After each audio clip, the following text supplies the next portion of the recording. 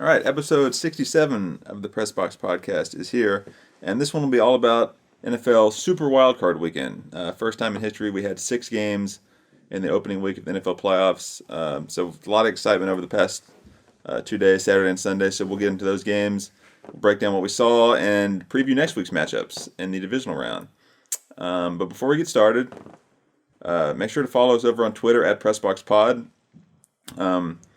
We always enjoy interacting with our listeners. I think we'll put up another poll question this week about the playoffs coming up, so be sure to do that as well. But now let's start episode 67 of the Press Box Podcast.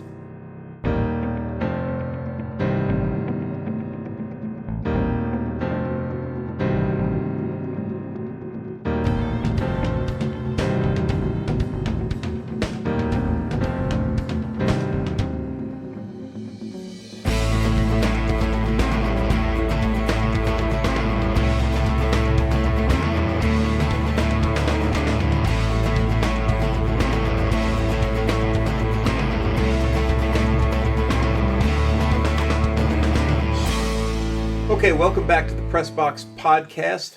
I'm one of your co-hosts, Ralph Miranda. I'll be joined by my other co-host, Joseph Miranda, and our producer, Nathan Miranda, shortly. This is episode 67 of the Press Box Podcast, and we enjoy bringing it to you on a more regular basis as we have been. We hope you've been enjoying listening to it as well. Today we want to start by, we're going to talk about the NFL playoffs, obviously, as the road to the Super Bowl begins to get narrower. I'll bring in my co-host, Joseph, and we're going to start, Joseph, by talking about Saturday's games. In the NFL playoffs, we started with the Buffalo Bills hosting the Indianapolis Colts, and the middle game was the Los Angeles Rams at the Seattle Seahawks, and then the night game was the Tampa Bay Buccaneers at the Washington Football Team. So before we get into game to game, what stood out to you, anything that stood out to you from Saturday's contests? I think for me, and we'll get into this over the course of the games, but the Press Box Podcast has been proven right in a lot of ways from what we've talked about all season. So I'll start with the first game with the Bills, and they won. Okay, they won. They're advancing. But from what I saw, I think it speaks to my point that Josh Allen is still way too mistake prone to lead the Bills to the Super Bowl. I think that the Bills were probably a little bit better of a team overall than the Colts, which rightfully so. They won the game, so that worked out. But you could tell, especially in that game, because Rivers played well, that and obviously he's a veteran as compared to Josh Allen, but he made less mistakes than Josh Allen. He takes care of the ball better. He manages the game better. He's a better quarterback right now anyway. Right. And, he's got way more experience, like I said. But we saw some stuff from Allen that you just can't do in big-time situations, especially, right? I agree.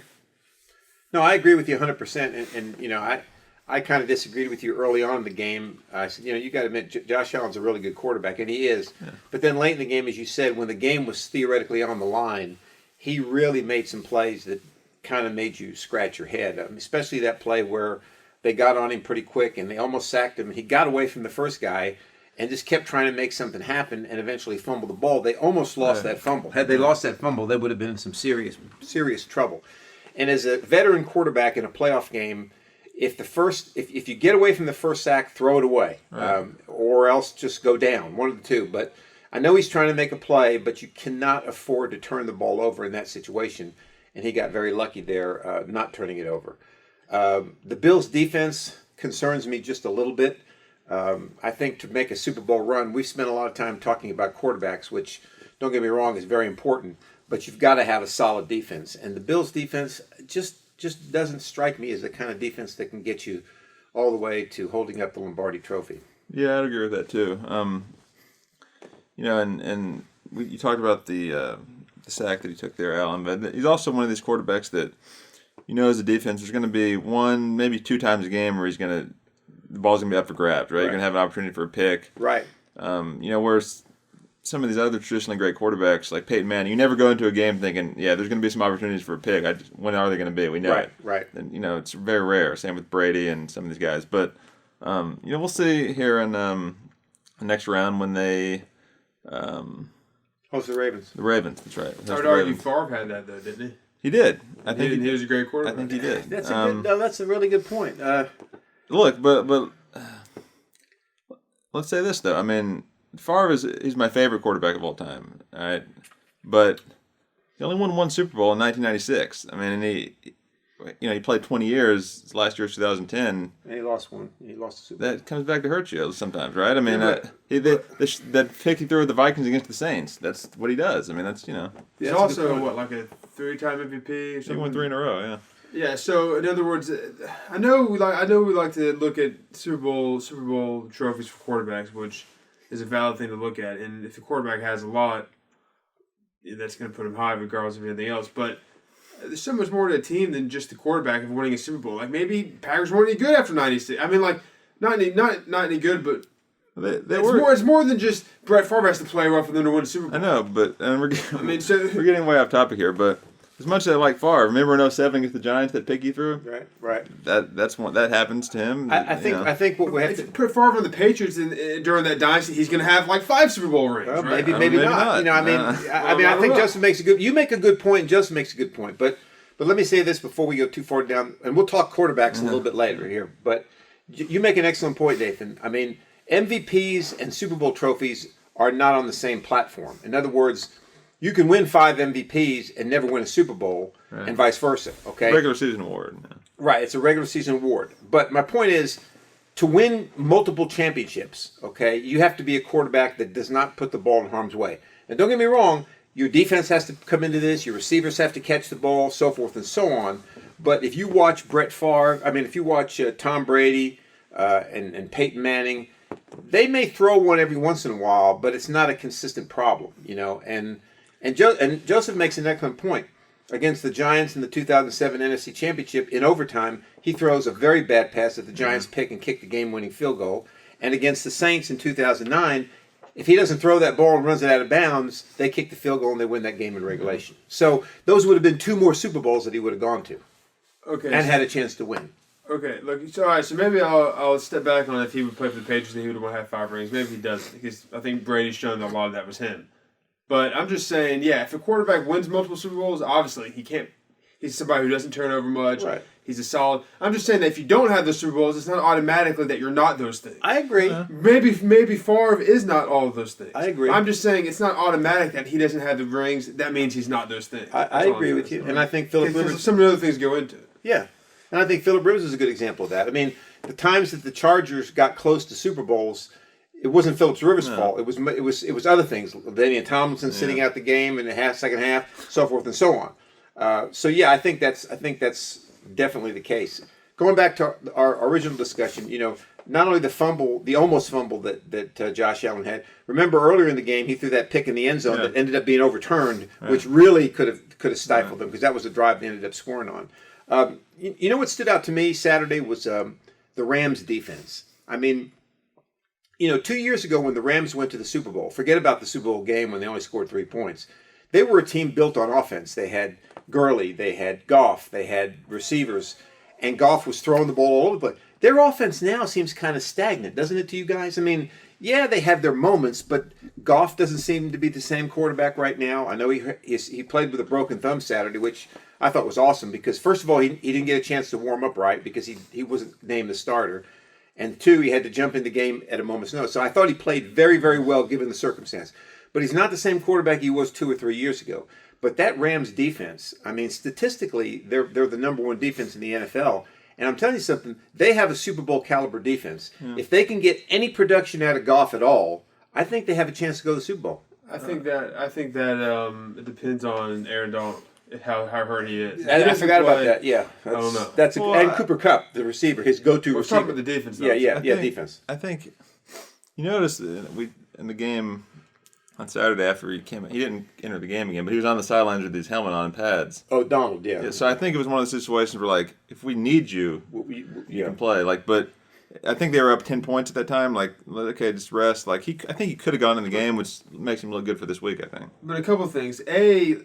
Even if that's true, how effective is he going to be? Are you going to get the same time play? And B, that was right after the injury. So, injuries are always worse the next day after they set in. Yes. Right after it happens, you can usually do something with it more than you can trying to play the next week or the next day. Well, they start him up with so much stuff. I know Right. they'll probably do it again next week, but I'm just saying after it sets in the next day, I think it becomes more of an issue than it does right after the. Has anybody read anything on? Have they determined what the injury was? Was it a broken rib? I Was didn't it read. I don't okay?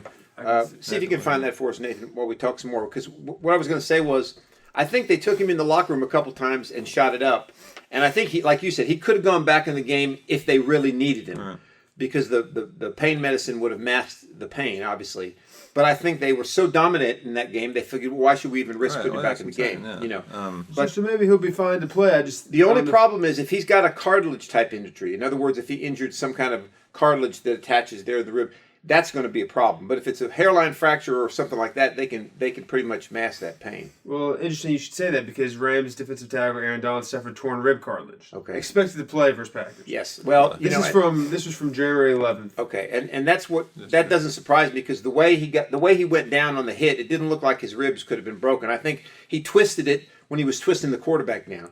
Now, torn rib cartilage, he'll play. How effective he will be, like Nathan said, we don't know. Yeah. But I guess the question would be: is an 80% Aaron Donald is better than 100% somebody else? If you're listening to this out there and you've had torn rib cartilage, tweet at us. Yeah, let us know what how it it's goes. like. Yeah, none of us have had torn rib cartilage. Another point from the game, which we talked about this a little bit on Saturday, but okay, the Rams started Wolford, Right. okay, He was more effective too. right.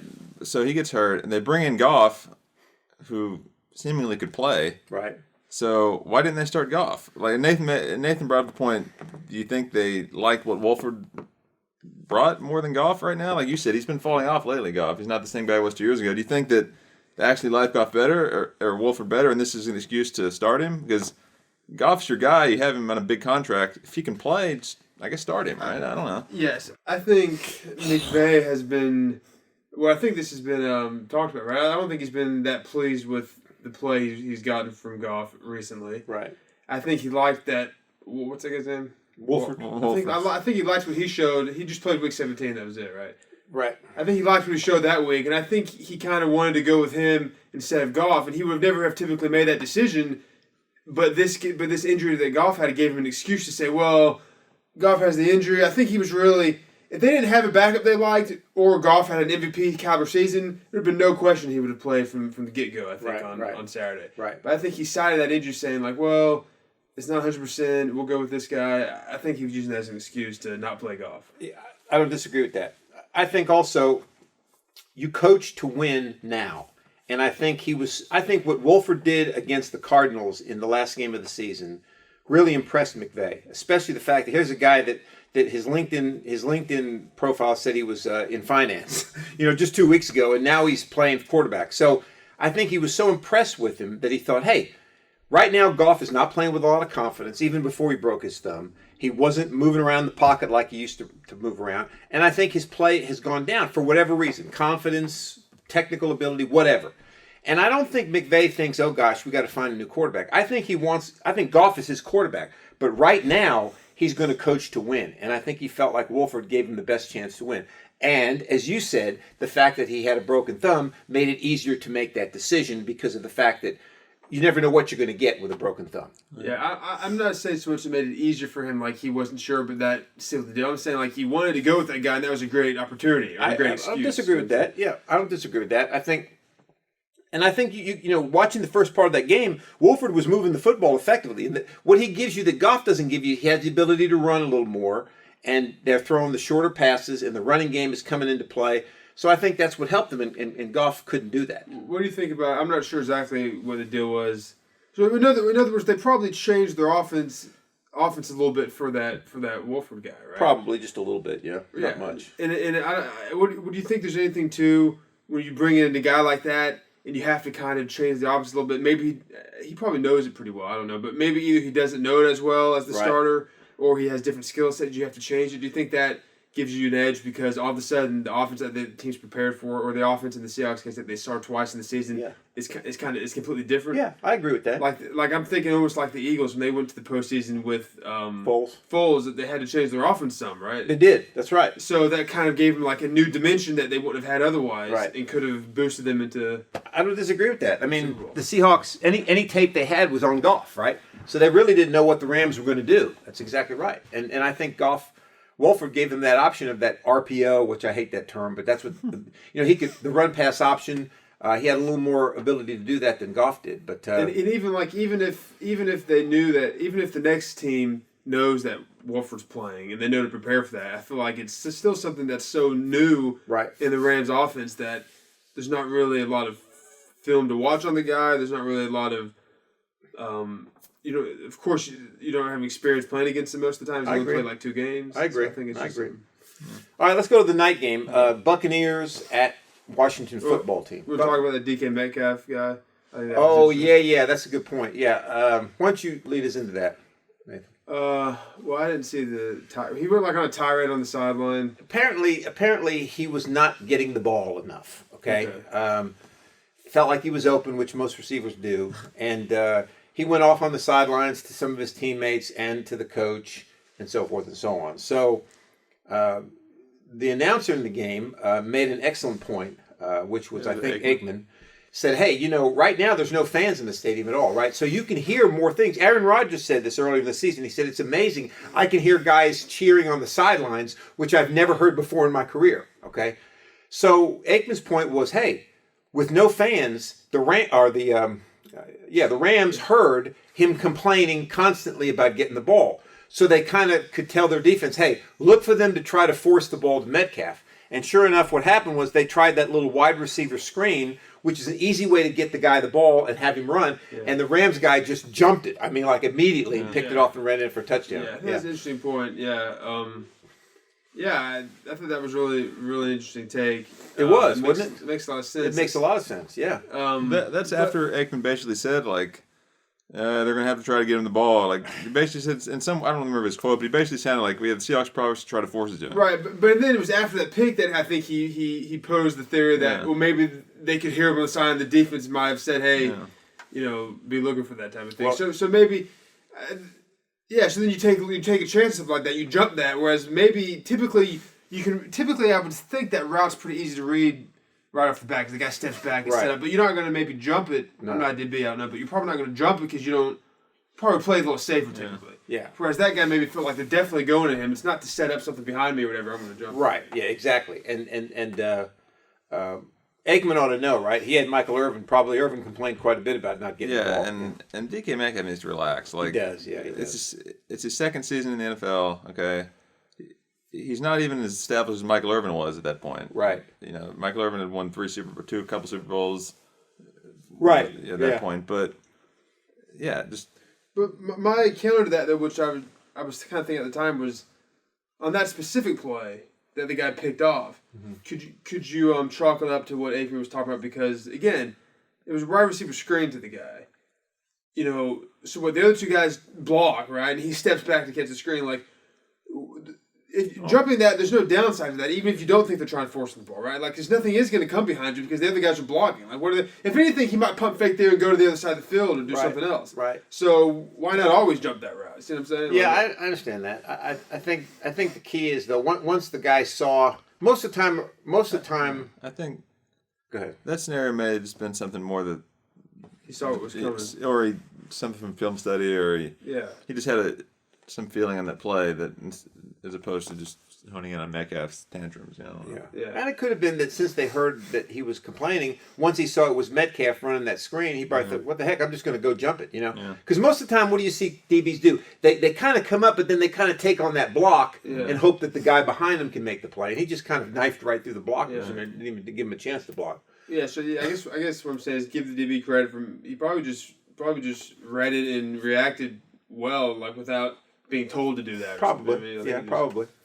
But it is an interesting point though that you can, when you hear guys complain like that and on the other team's sideline, that you can kind of strategize against that. Yeah, well, sure you can, because you can hear stuff now. And then it was funny too that after the guy picked it, Metcalf, you could tell he was like running as hard as he possibly could, chasing the guy because he had that play against Cards where he ran and chased the guy down the whole field. Like he wanted to have something else like that, but he didn't have enough space. Didn't have enough room. Yeah. I don't know if he could have caught it, but.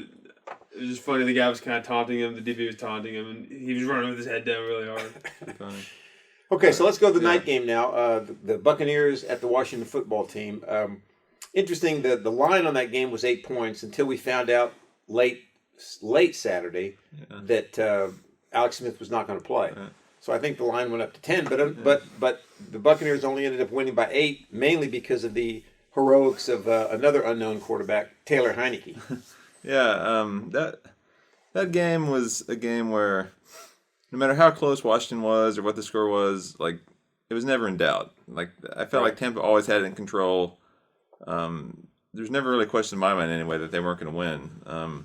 You know, and the thing about Tampa is Antonio Brown's starting to really hit his stride now. Like yes, he is, yeah. You know, they signed him in week whatever it was, 11 or 12. And he's kind of been working into the offense. But I think I said this the other day. A couple of years ago, he was the best receiver in the league. He was out there for anyone to take, and as long as he's like mentally stable, and I think him and Brady get along pretty well. Like that was a nice addition for them, you know. And yes, you can see it now. But so you know they had that game under control the whole time, and you know Brady played well, made really no mistakes. Didn't have like an outstanding game, but he did what he was supposed to do. But Heineke, I think you said he made some money for himself going into next season. I think he's gonna secure a backup role somewhere. Yeah, I think he's gone from, you know, we talked about his career path and all the pitfalls of being so close to playing and getting hurt himself and all that he's gone through. He went basically from a guy taking math classes at Old Dominion 3 weeks ago to now probably being a solid backup in the NFL and making, you know, maybe $1 million a year, which, you know, more power to him. I think that's great. He played really well. I mean, the moment wasn't too big for him, and I think he realized. I mean, I think it was a situation where he'd been through so much, and he thought, you know, I got nothing to lose. I mean, I'm just going to go out and play. I agree with that. Yeah, I mean, if something happens, so what? It happens. He doesn't gain anything from playing it safe and just barely getting by. Like, exactly. He needs to show something extraordinary to secure his career. So And he might as well just do it. There's no downside. If he plays poorly, well, it was Taylor Heineke. You know, and if he doesn't, it's great. You know. Yeah, exactly. As opposed to like some of these top draft picks or somebody that's expected to perform, they might think, well, just playing it safe. They can't say anything too bad about it. You know, Right. you know. It's not like, and you're playing against Brady. Like, what do you? Exactly. It's not like you're playing some team that you can maybe beat, or some quarterback that you, Right. you know, an average team, or just a team in general, not so much the quarterback that you're expected to beat. Yeah. They weren't expected to beat. How about, you know, I thought it was funny. I was thinking when we were watching the game. Remember early in the season, like probably right before the season started, the Buccaneers signed LaShawn McCoy. They signed Leonard Fournette. And we're thinking, what are they doing? Stockpiling every running back in the NFL. But look what it did for him. I mean, Ronald Jones goes down. Yeah. Leonard Fournette comes in. He's starting to play a whole lot better than he did early in the season. He's always been good. They just never handed him the ball. Right. But now they've got a guy that can take the ball and play at a high level if they need him to. You know. And you made a good point about Brown. Antonio Brown. You know, there was a point in that game where I think they did a wide receiver sweep or whatever to Antonio Brown, handed him the ball, and he gained a pretty significant amount of yardage. And he came back to the huddle, and he had like a little smile on his face, and Chris Godwin kind of patted him on the helmet, and, you know, and it reminded me of the Replacements movie when Clifford Franklin come back and he's like, I got skills, baby. You know, it's like almost he was saying, I got skills, baby. Yeah. But yeah, he looks really good. He looks fast and he quick. Does. Like, as always, he always and has. So far, as Joseph said, he's been mentally stable. He hasn't done anything to put himself in harm's way. So I think the Buccaneers, you know, Brady, go ahead. Well, no, good. No, go ahead. No, I was going to say, well, Joseph made a good point when we were talking about this too, that his the Raiders, he kind of, I don't know what the deal was with that. Yeah, that was weird. That was after the Patriots, right? Yes. No, it was before the Okay, so then that makes my point. His last stint in the NFL with the Patriots, he didn't do anything either. It was something they discovered from the past. Right. So he something he had already done. So maybe he'd kind of changed his ways a little bit. But he kind of did it again, didn't he? Didn't he send another text to her or something, or the girl that... I don't remember that, but it doesn't matter. Yeah. Did he? I don't know. It doesn't matter. You're right. That's what I initially thought, but then I thought Joseph was saying that it was from the past they uncovered something. I don't know. But yeah, he's kind of looks like he's put it behind him. And the one thing that impressed me about the Buccaneers, I mean, you know, I've never been a big fan of Tom Brady's. I respect him. I like him a little bit more now that he's not wearing the Patriot uniform. But if you watched him, he's a surgeon in the pocket. I mean, he drops back. He's not fazed by anything going on in the pocket around him. He steps up. He was by far the best quarterback of the weekend, in my view, as far as quarterbacks that can possibly lead you to a Super Bowl. And I think if the Tampa Bay defense continues to play well, I think the Buccaneers are going to be hard to deal with. Yeah. I really do. I think it's impressive, too, that his play never deteriorated after he tore his ACL back in whatever that was. Yes. Because that was when he stepped up to make the throw and the guy came right in his knee. Yes. I feel like he might have some What's the word? mental blocks to get over. Yeah, but it didn't seem like he did. No, he didn't. I know that was a little while ago, but I also saw. Did you remember they put up that graphic I think it was during that game where Brady became the oldest quarterback in history to play in a playoff game, beating George Blanda by. But they were interesting. They showed Brady, who looked like he was probably 40, or looked like he might have been 35. They showed Blanda at the same age. He looked like he was like 60. Yeah, people on Twitter talking a lot about I saw that. Like, And they were talking about something that they said that Brady, he eats right. He doesn't eat this. He doesn't eat that. He works out. He massages. He's got the TB12 routine. They said Blanda was known to smoke cigarettes in the locker room, sometimes on the field at the sideline.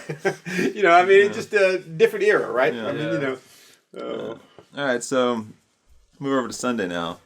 Before we preview some of the next week's matchups, Ravens-Titans. Okay, I'll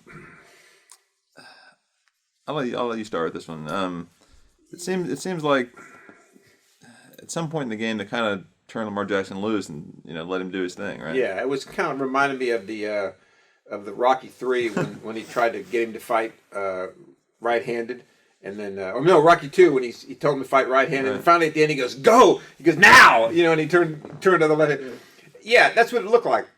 I said this, I think, in one of our earlier podcasts. It looked to me this season like, last year he was the MVP. He was ran over everybody. This year it was almost like they were saying, look, don't run the ball so much. Look for your... Yeah. But then it's almost like they did. They turned him loose and said, hey, the only way we're going to advance is you're going to have to be Lamar Jackson. Yeah, but I think they found out that the other way didn't work. The thing about Rocky, he was fighting right hand to set up the switch to the left. That's true. Not that he was having trouble with it and he had to switch back to the left. That's true, that's true. I don't think they were like, hey, we're going to fool everybody. We're going to have you throw in the season, then we're going to run you in the playoffs. Yeah. I think they thought they could turn him into a passer. It obviously doesn't work. No, it doesn't. I think they kind of tried that early in the Titans game, too. Then eventually I think they just told him, just do whatever you want. Just run around. You're right. Or maybe he told them, listen, it's not working. I'm just going to be me. Yeah, well, that could be. But I think the Titans... I think the Titans, I don't want to say that the coaching lost the game, but they made some pretty stupid decisions. First of all, you got arguably the best back in the league in Derrick Henry, and you take him out of the game on 2nd and 3. You don't run him for 2 plays in a series. You punt the ball on 4th and 1 when you got Derrick Henry's on the side. And some of their decisions didn't make a lot of sense to me. Some of their short, like 2nd and short, 3rd and short, they either had another running back in, like you said, or they didn't. That too, yeah. They ran they didn't run it. It was weird. I don't know. And one of the things he was having, and it wasn't Derrick Henry's fault. The Ravens were dominating the line of scrimmage. They were dominating the Titans' offensive line, but they kept running Derrick Henry off between the tackles. Well, either pitch him the ball, just a little quick pitch. Try to get him at the corner where he can generate some speed and momentum, and then it's harder to bring him down. They never tried any of that. Here's another thing. Me and Nathan talked about this. Yeah, I'd like to talk about this. Are we sure Derrick Henry runs hard? I don't think he does. For a guy that rushed for 2,000 yards, only 8 people have done it in history. That's an amazing feat, and he's obviously to do that, you got to be a great running back. But he doesn't run hard. He gets the ball, and then if he gets to the line and someone hits him, he's like, okay, I'm going to go down. But he gets his yards once he breaks through the line, right? Maybe he gets past the linebackers. The DBs don't want to hit him anyway, and he's very fast, and he just takes off. Right. The fact that you see him breaking tackles and the fact that he's hard to bring down, which he obviously is due to his enormous size for a running back, and the fact that, like you said, once he gets past the line, he starts gaining more steam, and that steam with his size, A, no one wants to hit him, and B, when they do, he becomes hard to tackle. He's like a snowball you roll down a mountainside or something. But yeah, you're right. From the get-go, when he gets the ball, like we were saying, it doesn't look like he really is running that hard. And that's what you need. It's okay if you're getting pretty good push up front, I think. But when you're playing a team like the Ravens, you're controlling the line of scrimmage. In order to break through the line, you need somebody who's going to really try to run hard and break the initial hits and the initial tackles to get the second goal. Adrian Peterson is somebody who does that. Yeah. You can tell he's fighting for every single yard he can get. He's running hard. Yeah. And Henry's just kind of well, if something opens, great. If not, he gets hit. And then you get fooled into thinking he's running hard because even when he gets hit at the line, he's hard to bring down. But that's just because of his size. Yeah, I agree. I'll tell you who he reminds me of when you guys started this discussion here a couple seconds ago. He reminds me a lot of Franco Harris. And you guys don't remember watching Franco Harris play, obviously. But he used to take a lot of verbal criticism, Franco Harris, people saying he didn't run hard because he used to get to the line and he'd do like jerk a little bit. Where's the hole? Harris used to say, "Hey, I'm picking my hole. I'm finding where," and he used to run out of bounds instead of taking it. Like if he'd break a run and the DB had the angle on him, he'd just go out of bounds. Yeah, but my point is, it's just like Franco Harris. But when Franco Harris got in the open, you couldn't catch him. And Franco Harris was arguably one of the greatest backs ever. I don't think Derrick Henry's. I think he's a great back. I think he thinks, hey, what's the purpose of me banging my head into the line? I'm going to wait for the opening and then I'm going to break through. I hate to say this about him because look, I'm not saying he's not a great back. He's a great running back, right? He rushed 2,000 yards. He's a great running back. But there's a difference between being a great running back and running hard. You know what I'm saying? Right. There's a mentality to that I don't think he has, and he just looks kind of lazy. Right. I think he just looks like he's kind of lazy. Yeah. Maybe that's just his demeanor on the field that I'm reading too much into. But well, it's just kind of like if you remember his first what was his first season 16? I think so. Yeah. First 2 or 3 years he didn't do a lot. No, he didn't. No. It was really the middle of 18 he really broke out, and the second half of that season, and the last couple seasons he's had great years, but. You're kind of, I don't know. And here's the thing. When Derrick Henry can't run the football, the Titans become a very average football team. Because Ryan Tannehill's whole game is built on play action. Yeah. If they can run the football, he can throw the ball. Otherwise, he can't. And we saw that. You know. Well, I hate to say Derrick Henry couldn't run the football game. Give credit to the Ravens. I mean, there weren't many holes. Regardless of if he ran hard or not, there weren't many holes. They controlled the line of scrimmage. Yeah, they did. Well, let me ask you this question: do you think that game Sunday convinced you that the Ravens are a legitimate Super Bowl threat, or do you think that performance was more on revenge, where the Titans had beaten them a couple times and they were so intent on beating the Titans that they stepped their game up so much more? I think that's part of it. They were intent on beating the Titans more than anything. Right. You could tell after they won the game, it was like they just won the Super Bowl, right? Instead of winning a Super Wild Card game, right?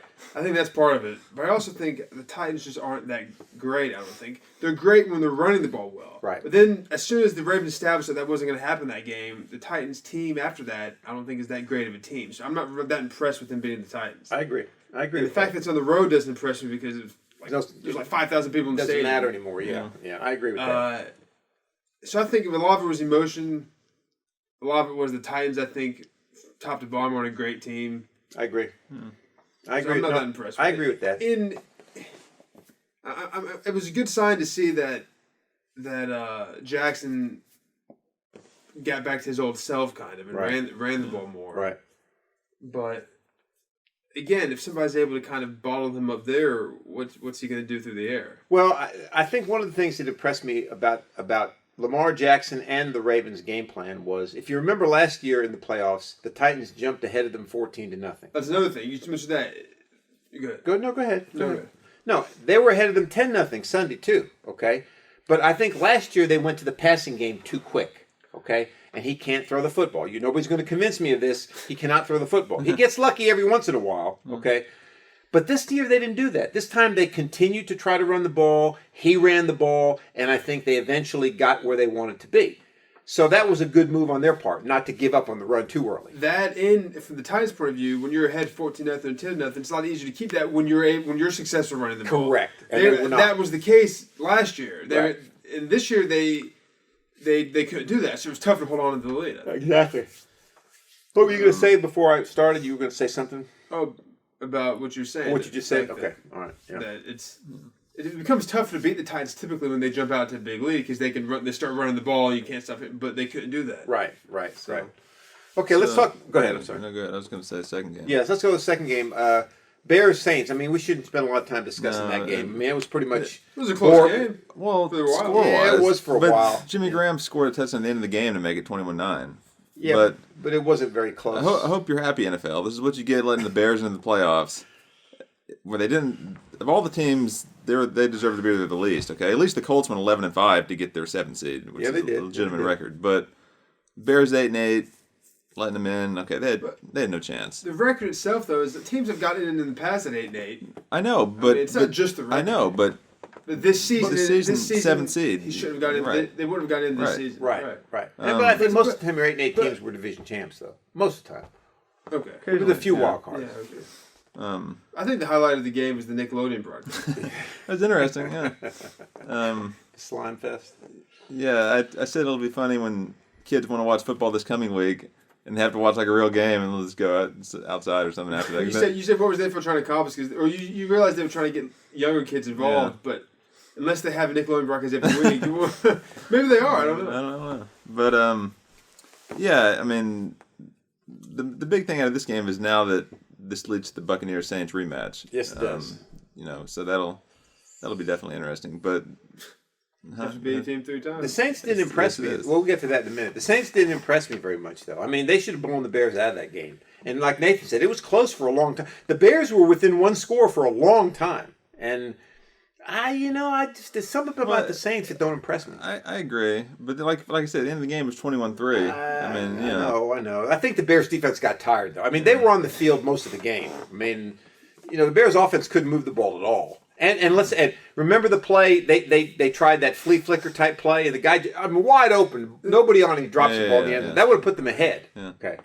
So, the Bears are pitiful. They should have even been there. I know you guys have talked about you think Breeze has lost quite a bit, and this is probably going to be his last year and all this stuff. So, but I still feel like Breeze, especially in the playoffs, I feel like he's one of the top tier quarterbacks still. He is, yeah. That you have to watch out for. I'm saying the comparisons to 2015 Manning is right there. Like, just his experience and knowing how to play the quarterback alone is worth tons. Especially right? in the playoffs. Yeah. That's not a huge help in a 16-game season. You know what I mean? But in a couple in 1 and 2 games in the playoffs that you really need to win. And one thing I noticed is like he doesn't have any arm strength anymore. Like the ball takes forever to get to wherever he's throwing it. Like, well, he's 40 years old. I know, but Brady's still throwing some rockets. You know what I mean? Like, but he doesn't have the DB12 thing. The DB9 program. I know. DB12. Did Brady always have more arm strength? I don't know. Maybe. Yeah, I guess that could be true, but.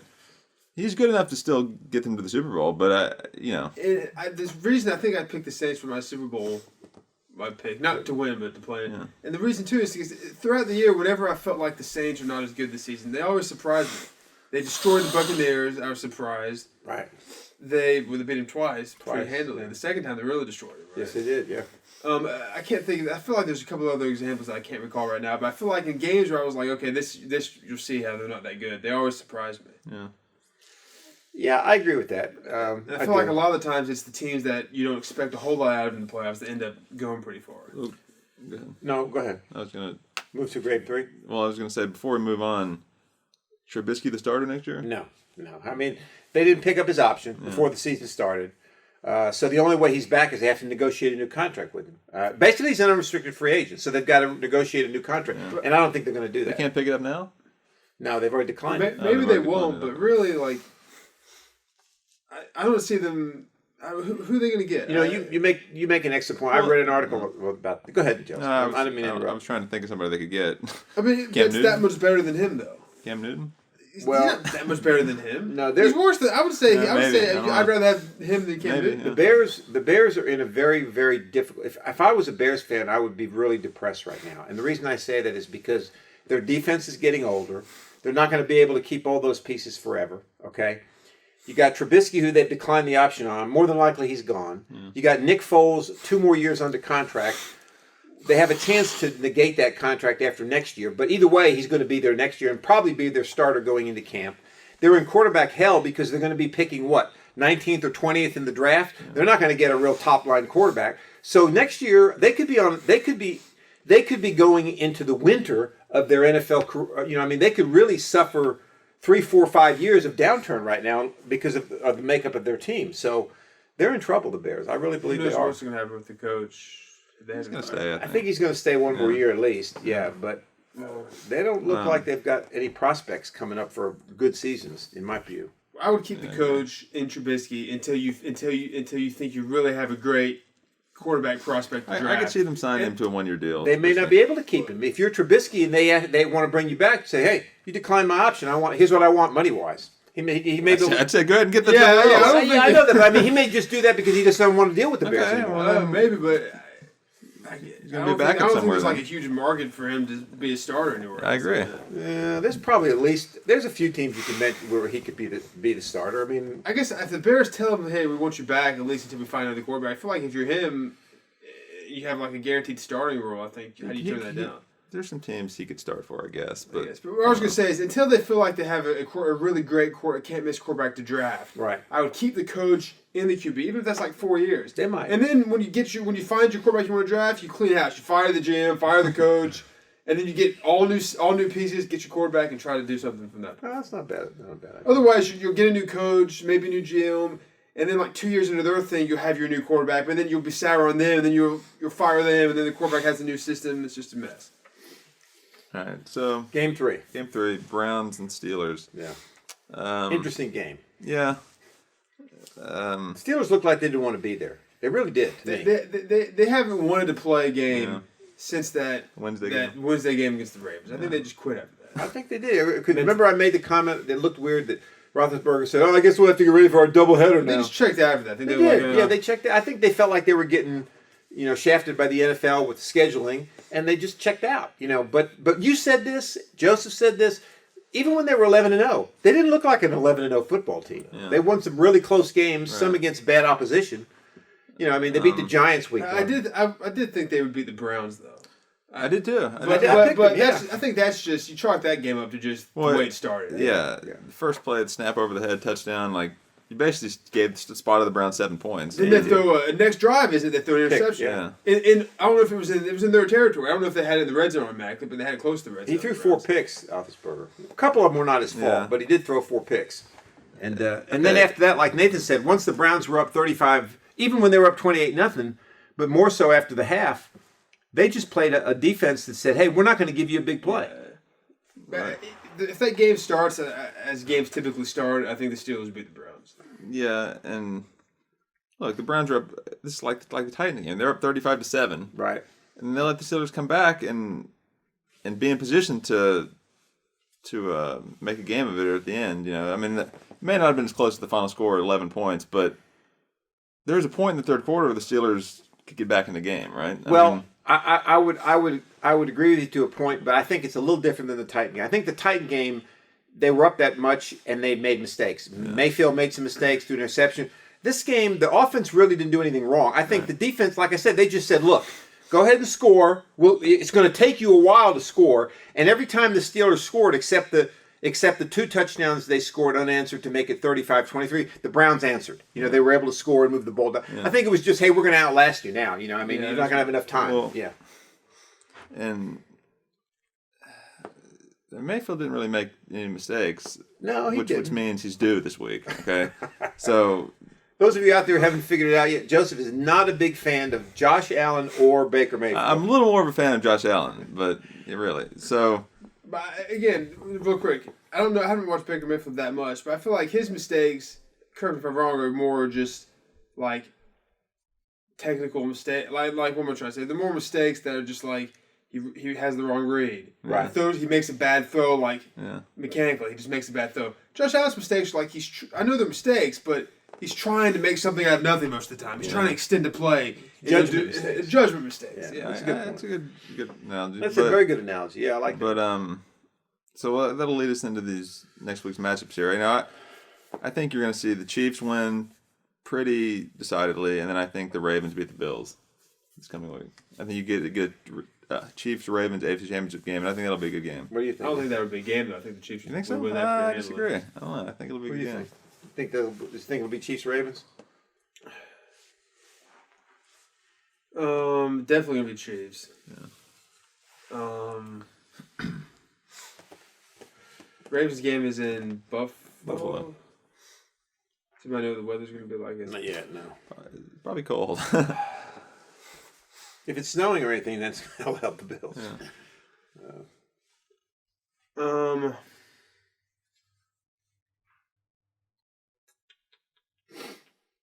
Yeah, probably Ravens Chiefs.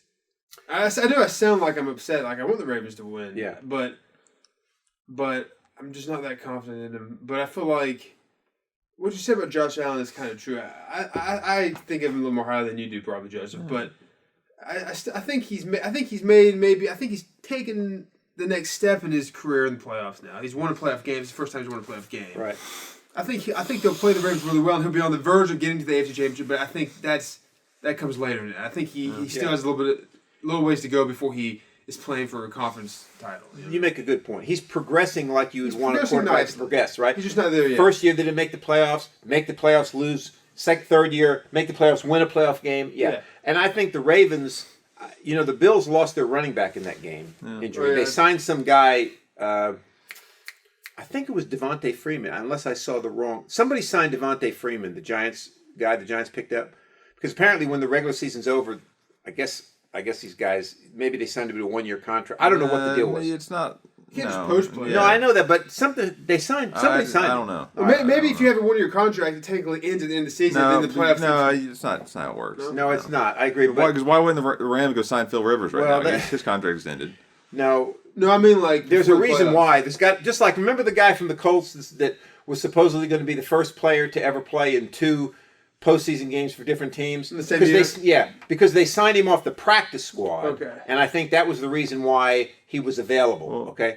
I don't know about the Devontae Freeman issue, but my point is the Bills are going to be short running backs. Okay. I think the Ravens are going to say you're not running the football. Period. And Josh Allen's going to have to win the game. Josh Allen's a better quarterback than Tannehill. He's got a few more weapons at receiver. He's got Beasley, who we hope is not too hurt. I think he hurt himself a little bit. They got Stephon Diggs. But I don't think Josh Allen's going to be able to do it enough. I think he's going to have 1 or 2 plays that are going to cause him trouble, and I think the Ravens are going to win. It's hard to say it's going to be a better game than the Titans Ravens because that was a very good game. It was a good game. But I feel like it's going to be just as close. Yeah, and the Ravens are hot. Yes, they are. You see this in I their said this fast. last week. They were 6-5. Now they're essentially 12-5. Yes. So I think they're just. I said last week to watch out for the Ravens. They're a dangerous team. I don't think the Ravens Chiefs is going to be much of a game if that's how it turns out to be. Nathan, I'll tell you, if it becomes Ravens Chiefs, like I think the 3 of us agree, I think the Ravens are going to have trouble stopping the Chiefs. But I think it's a toss-up. I think the Chiefs' defense is going to have real trouble stopping the Ravens, okay? I really do. The Chiefs' defense is not a championship defense. I know they won it last year, but that was mainly because of Mahomes, Tyreek Hill, Kelsey, Sammy Watkins. Those are the guys that won it last year. The only thing I'd be worried. I should say the only thing, but the main thing I'd be worried about if I was a Chiefs fan is the layoff factor. Yes. And the Ravens are hot. Yes. They've been playing every week. Yes. That's what I'd be worried about. No, you make an excellent point. I mean, Mahomes is going to go now 3 weeks without playing a football game, okay? Anyone on the team is. Yeah. Pretty much everyone. Whoa. The big star. Pretty much, okay? But you can't just turn it on and turn it off like that. I mean, football's a different game than baseball. You can sit out a couple days in baseball, and even that would hurt you. That's why they play every day, The Giants waived for even before the end of the season. Okay, they He was a waived. free I agent. didn't know that. All right. Who signed him? The Bills, right? Bills. Yeah. So yeah, that answers that I hope question. I'm wrong. I hope if that's the AFC Championship, it's a great game. I'm just. Maybe I don't know. I just can't buy into the Ravens this season. I don't know why. All right. All right. I say this though. I mean, I said this last week before the playoffs started. I think they're a more dangerous team right now than they were last year when they were 14-2. I would agree with that just from the standpoint of Lamar Jackson has a playoff experience And now. where they're playing, the way they're playing as well. With that too. And the question's going to be, here's another thing. We don't know how Lamar Jackson's going to react now that he's finally got that, so-called monkey off his back by winning that playoff game, which everybody said, hey, you haven't won a playoff game. Yeah. But now he's won it, okay? So now he can move on and play. Not that he hasn't played comfortably at all. He looks like he's played the same way he's always played. But that's got to take a little pressure off him as well. So Ravens, Chiefs, I think we all agree on that. Let's go to the NFC. I'll start with that. Let's start with it's hard to beat a team 3 times. It is. And I really think the Buccaneers are going to win this game. Yes. I really do. I think and let me give my reasons. They played the Saints in week 1. You got to throw that one out. No training camp, no off-season activities. Brady doesn't know his receiver. I mean, different game. Now, the second game is a little more concerning, but I think the Buccaneers have hit their stride. They've developed a whole lot more than they were at that time, and I think they win that game. Yeah. And again, I meant this when I said it originally. It's hard to beat a team three times when you're both good. Good. You're both right. not exactly equal, but pretty equal, right? Right. You're both very good teams. It's not hard for the Ravens to beat the Jets 3 times in the season, and they wouldn't play 3 times. But you know what I'm for trying the to Bills say. to beat the Jets, maybe. Right. So, Even though it might be for them, but and especially in the NFL, if you're playing a team a third time, that means the third time's in the playoffs. Right. Means you're both playoff teams. Just Right. means it's probably hard to beat you 3 times, right? So that's true. Yeah. But you know what I'm saying? So I think the Buccaneers. I think you got Buccaneers Packers in the NFC Championship game. I know what you mean about the 3-time thing. I play it up like it, which it is. It's a little ridiculous. All right, I do believe it's a little ridiculous, but I know it comes from a good place. I know what you're trying to say, but just look at this game. Okay. What's it look like?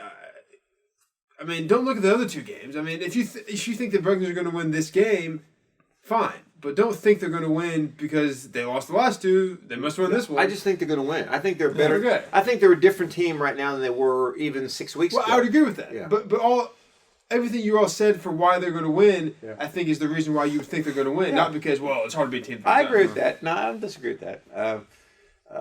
Because the beat the team 3-time thing too, it has to be in division teams, obviously. Yeah. Because they have to play each other twice in the season, and those division teams know each other so well, anyways. Right. It's like seeing them the third time. What is that like? Oh, they have all this special knowledge now from the last two wins that they didn't typically have. But can I they know them so well anyway? Can I throw this point out to you? Okay, you're right. If you play them 3 times, they've got to be a division opponent. You've seen them twice already during the season. You've got tape on them. You know what they do. Would you not agree though that let's look at you're sitting in the coaching room of you're the Saints. You've already beaten them twice, right? Once because we said whatever, and the second time you blew them out. When you're preparing for them, don't you have to prepare and say, hey, they're probably going to do the same things they did before, right? You're not going to say, what could they possibly do different? Because that's going to muck up your ability to prepare for the game because you won't know what to prepare for, right? Whereas if you're the Buccaneers, you can look at that same tape and say, hey, we tried this. They stopped it. We've got to figure out something different. So I think having lost the 2 games as opposed to having won them, you have a little bit of an advantage that you can do some different things that they're probably not going to be expecting. And that's part of the reason why I think you have your all's 3-game thing is a valid point. It's not just your all's. I know people have said that, but it's a valid point. Right. I think it's a valid point. I also think it's a little bit. I play it up a little bit. All right, it is a valid point, but I do think it's a little ridiculous. For whatever reason, it's hard for me to put into words why it's a little ridiculous. It's just ridiculous. It's just a little bit ridiculous. All right, you have a valid point. I don't disagree with that. And from just mentally, when you take the field again, you know, okay, we just beat this team. We just beat this team twice. We got to do it again now. It's a little daunting, right? To think it is, yeah. You know, we're expected to. We beat them twice. We're expected to do it again. We're going to have to play the same way we played last time. You know, whereas the other team's going in thinking, okay, we kind of have nothing to lose. We've already lost twice. Like you said, let's shake it up. Let's the onus is on the team that's lost the 2 times. I mean, the onus is on the team that is on the Saints to do it again. Right. I mean, right. All right, let's talk about. So you also said the Buccaneers win. Yeah, I do. I think so. Obviously, because of my pig, I guess I have to go with the Saints. Okay. Although I would have liked the Saints playing the Washington Football or whoever they would have played a lot more than the Buccaneers, but I still go. You said the Packers are going to win. My head tells me the Packers, but if Aaron Donald can play and he's effective, okay, and if Cooper Kupp, who went out with a knee injury and hopefully didn't tear another ACL, he missed their Super Bowl run 2 years ago with a torn ACL. He's their Cole Beasley. He's the Rams' Cole Beasley. Okay.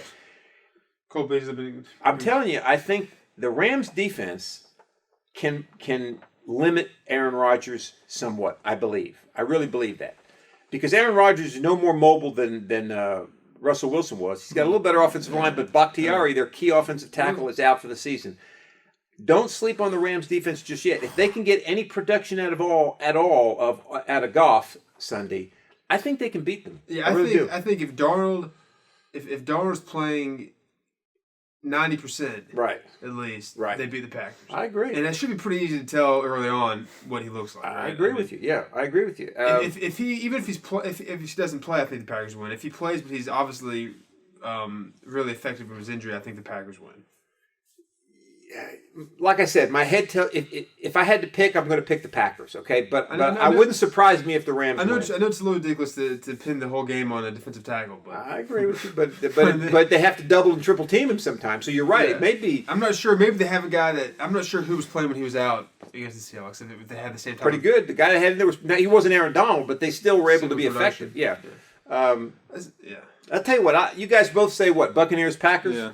I'm going to go Buccaneers, Rams. How's that? Just to be a little different. Well, I have to see the start of the game. Like I said, if Donald's playing and he looks good, I go Rams. Okay, I'm going to say Rams anyway. I think there's an upset brewing, so I'm going to say Rams. All right. But for now, I guess I'll say Packers. All right. Buccaneers, Packers.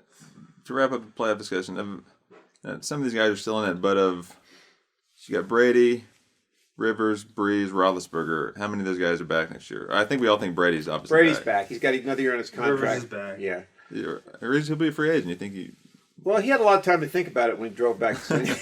Yeah. He's not going to retire if that's what you mean. Yeah, that's what I'm asking. No. Yeah. Okay. I think he comes back one more year. Okay. Yeah. Because he's got a good team around Right. him. Yeah, I agree with he's that. got a good team. Yeah. Roethlisberger. Would you No. say he's a free agent though, Rivers? Rivers is. Yeah. Would they want him back? You think? I guess they Oh, I could. think The coach does. Oh, he's yeah. okay. Well, then I think he said. I think I saw the coach wants him back, but he's expected to meet with the GM and owner too to decide. I could even if they don't want him back, I think he comes back. Roethlisberger, I think, comes back just from the standpoint of I think he's stubborn enough. I don't think he wants to end it that way, end his career that way. And I think the Steelers are kind of like, what are they going to do? Tell him no? I mean, like, I so agree. he'll be back. Yeah. Yeah, I don't think and they don't really have anybody they can go to. If his play was any Indication. I don't think he should be back, but I think he will be.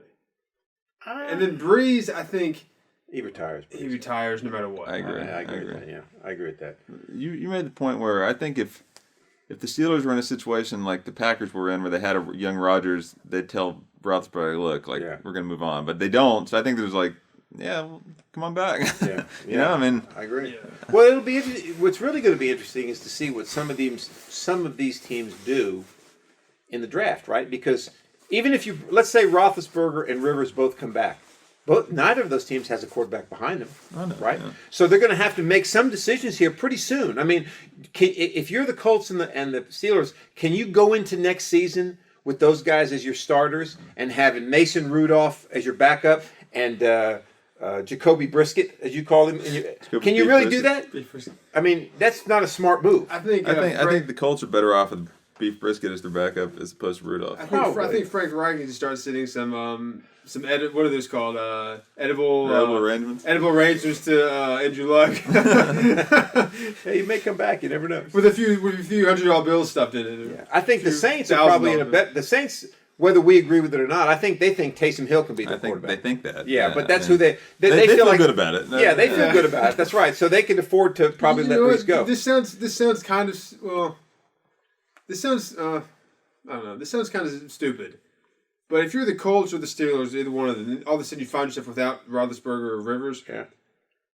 And you're kind of hamstrung and like you don't know what to do with. Assuming you can't get Fitzpatrick. Right.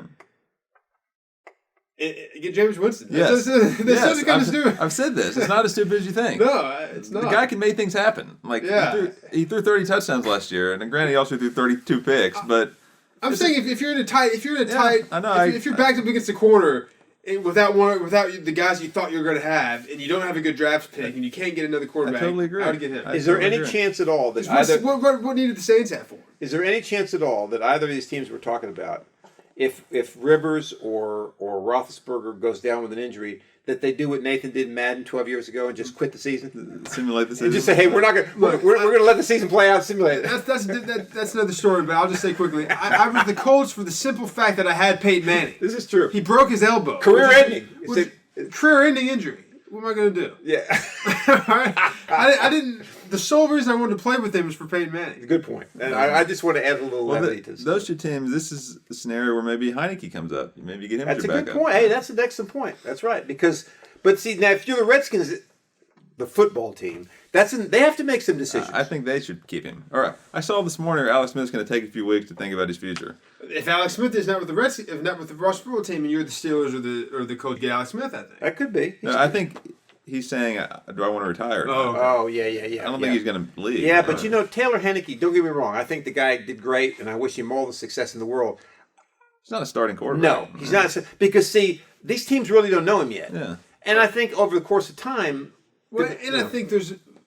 I'm not knocking the guy, but there's a reason his career has played out as it has up to this point. Yeah, I agree. Yeah, no, you're right. Yeah, I agree. So, and that's not to say he couldn't have done. Obviously, he can do something if you give him the opportunity, like he showed. But I don't think he could be a every week kind of starter. I don't think so either. I think the Redskins need to lock him up as their main backup, though.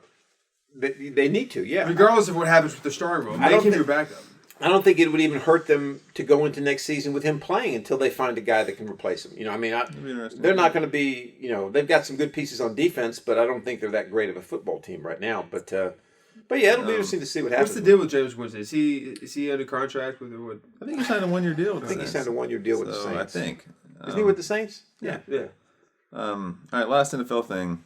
Eagles' coaching job has opened up since we last talked. That was a weird situation. Weird. Go ahead.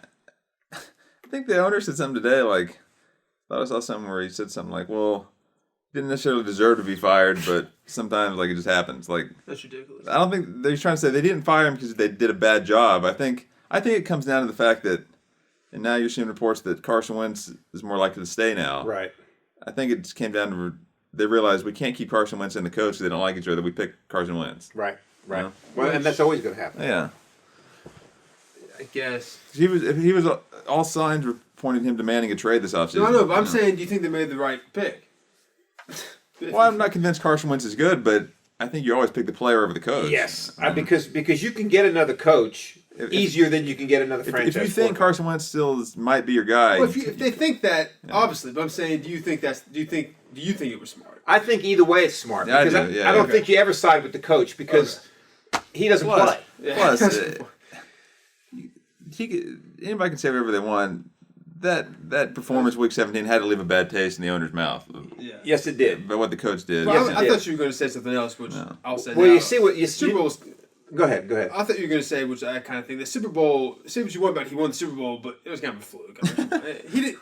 Here's another. You made just a good point. That you said the comment you made was, I think that Week 17 performance left a bad taste in the owner's mouth. A couple things. I think the GM. We talked about this. I think the GM and the coach were involved in that decision, saying, "Hey, let's go ahead and lose this game and get the 6th pick. Maybe we can get another quarterback." Because I don't think they wanted Wentz. Okay, right. I think the owner, when he found out about it, you're right. It soured his mind that they did that because he probably likes Wentz. Okay, and I also read where Peterson was upset because he felt like he was being told what to do the last couple seasons. He also got mad because they wanted him last year to fire one of his coaches and he didn't want to do it. So I think it was one of those situations where they came together and the owner said, "Well, like you said, hey, he wouldn't deserve to be fired, but hey, we're just going to agree to disagree. You're gone." Yeah. And that was the end of it. But he'll be fine He though. He hasn't proven, like, he hasn't really given him a clear reason to fire him. So some other team would be happy to hire him. Yeah. Who do the Eagles hire now though? I just saw something on Twitter right now that they're interested in interviewing Adam Gase, which is ridiculous. That's ridiculous. How about what's his name? Urban Meyer. Well, he still expects to get the Jaguars job, I think. He's waiting in his office for that call. Yeah, Marty Schottenheimer. Here we go, Marty Schottenheimer. All right. There was some guy that I read that Why don't you give Chip Kelly another chance? Yeah, they might do that. There was somebody that I thought I read was like almost like they felt like it was a lock for the Eagles job, maybe, but I can't remember who it is now. I don't know. But it wasn't Gase. No, it wasn't Donovan McNabb. If this were baseball, it'd be Donovan McNabb. Probably. They just run out one of their former players up there. Exactly. And say, wear the uniform and just sit there. That's exactly what they do. So now we've got a lot of coaching hires out. Oh, here's another one before we get done talking about it. Did you hear where Deshaun Watson wants to be traded? Okay, from the Texans. That's the rumor. I heard a rumor. Of course, it's just a rumor. Probably wants to get away from that J.J. Watt character. Probably so. I think J.J. Watt needs to go to the Steelers and have all three of them together on one team. You know? But Deshaun Watson, apparently, this is a rumor right now, but there's a blockbuster trade that they're talking about. Watson to the Dolphins for Tua. Oh, okay. Not a bad move for the Dolphins. Terrible move for the Texans. Terrible move for the Texans. That's right. Tua's not good. Well, whether he's good or not, he's not any better than Watson is. He's worse. Deshaun Watson single-handedly won whatever games they won. He's not any better than Watson is. So if you're the Texans, why would you do that? That's what I'm saying. Right. Well, because he's unhappy. It's not a trade because they don't like him. The trade I would like better. If I'm the Jaguars, I'm calling the Texans. Hey, here, you want our number one pick? Plus something else for Watson? That's what we talked about. That. Yeah. That's a good point. Yeah, that's an excellent point. The Texans take any quarterback they want, probably the guy from Clemson, and the Jaguars get a proven NFL quarterback that's still pretty young, that they know can play, and as opposed to kind of rolling the dice in the draft. It is a dual threat, run pass kind of quarterback. That's a good point, Joseph. Excellent. I would do that trade. I think that's interesting. That would be an excellent point. And the Texans. They're going to be picking pretty high, so they don't have to trade that high up. They don't have to go from like 20 to 1. I don't think the Jaguars do. Do First round pick the Texans.